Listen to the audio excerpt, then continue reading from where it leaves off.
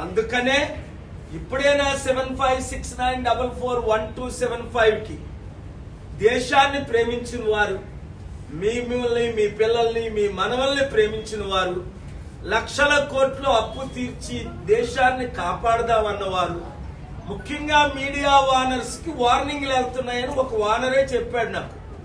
Revanth Reddy number 2 call చేశాడట, బాలుగారి ఎక్కడ press meet పెట్టినా కవరేజ్ అవ్వద్దు, రిపోర్ట్ చెయ్యొద్దు అని.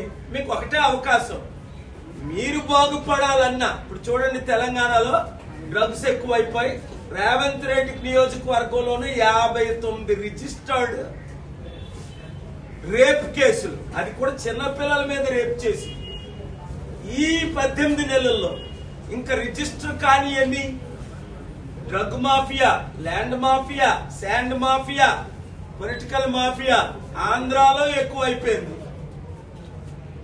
నేను చెప్పిన అన్ని నగ్న సత్యాలా కాదా? ఒక్కరైనా దీన్ని డిబేట్ చేయగలరా? మరి ఈ దొంగల్ని, గజ దొంగల్ని మళ్ళీ మీరు ఓట్లు వేయొచ్చా? అందరూ సైలెంట్ గా ఉండొచ్చా? ప్రతి ఒక్కరూ 100-1000 మందికి చెప్పాలా వద్దా?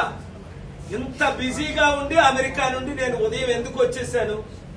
మీ కొరకు, మీ పిల్లల కొరకు, మీ భవిష్యత్తు కొరకు. నేను తప్ప ఈ రాష్ట్రంలో, మన దేశంలో ఇంకొక నాయకుడు మంచి చేయలేడు గనుక ముఖ్యమంత్రులకి లక్షల కోట్లు, మంత్రులకి 1000 కోట్లు, ఎమ్మెల్యేలకు 100 కోట్లు సరిపోవట్లేదట.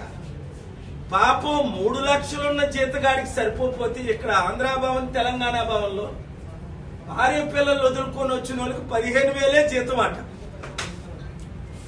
అది కూడా 3,000 నిరుద్యోగులకు 3,000 రూపాయలు ఇవ్వలేని పరిస్థితి.